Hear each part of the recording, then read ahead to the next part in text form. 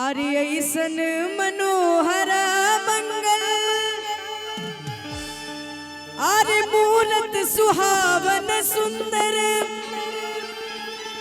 आर्य सूरत हो ए राजा जी ए राजा जी ए राजा जी एक करे तरहल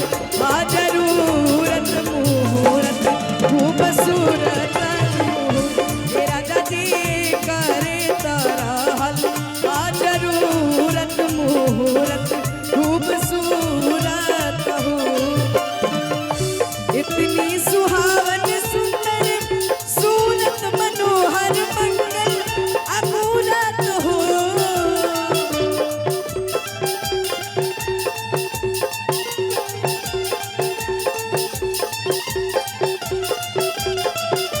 इतनी सुहावन सुंदर असूरत मनोहर मंगल अमूलत हो। और सब अभिभावक लोग के आंगन भइल बाटे तब बक्सर के पावन जनता से पावन धरती से हमारा आग्रह बाटे चारों तरफ से दोनों हाथ के उठा के और तनी बिहारी वाला अंदाज में का ए राजा जी ए राजा जी ए राजा जी ए करे तरह आ जरूरत मुहूर्त खूब सूरत ए राजा जी ए करे तरह आ जरूरत मुहूर्त खूब सूरत ए राजा जी करे तरह आ जरूरत मुहूर्त खूब सूरत ए राजा जी करे तरह आ जरूरत मुहूर्त खूब सूरत कि ये राजा जी करे तरहल हा जरूरत मुहूर्त खूबसूरत हो। एक बार सब अभिभावक लोग खाते आप सब ताली बजाई जा और दिल से आभार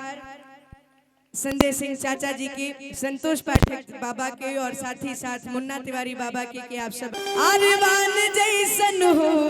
ए राजा जी ए राजा जी ए राजा जी औखिया बनीला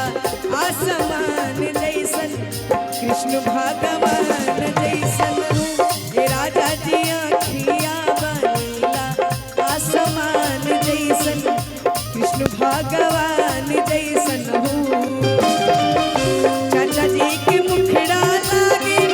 चांद जैसन कृष्ण भगवान जैसन हो।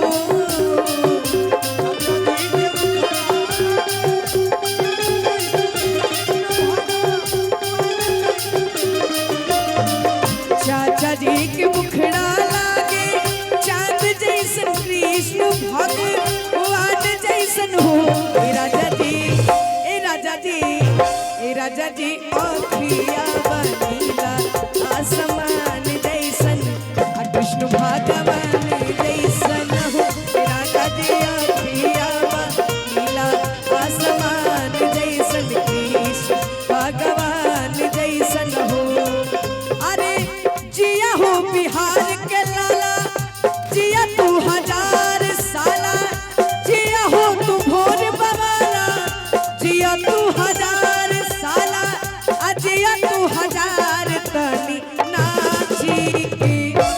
तनी गाई के तनी नाची गाई सबके मन बहलावाई भैया तनी नाची गाई सबके मन बहलावाई भैया। अरे जिया हो बक्सर के लाला जिया तू हजार साला जिया हो तू भोर बवाला जिया तू हजार साला जिया तू हजार तनी बोली के तनी कही के तनी बोली कही सबके मन बहलावाई भैया।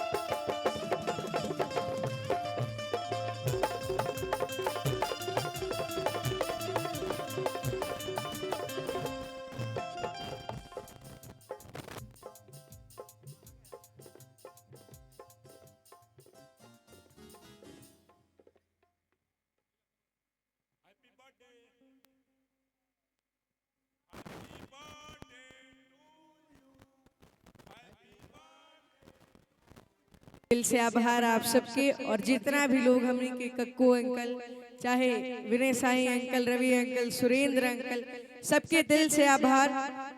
कि आज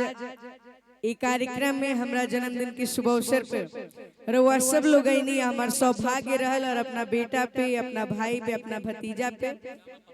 और गामा पहलवान चाचा जी से भी हमारा आग्रह बाटे कि रवो मंच पे आ जाए। कोट देम भैया बी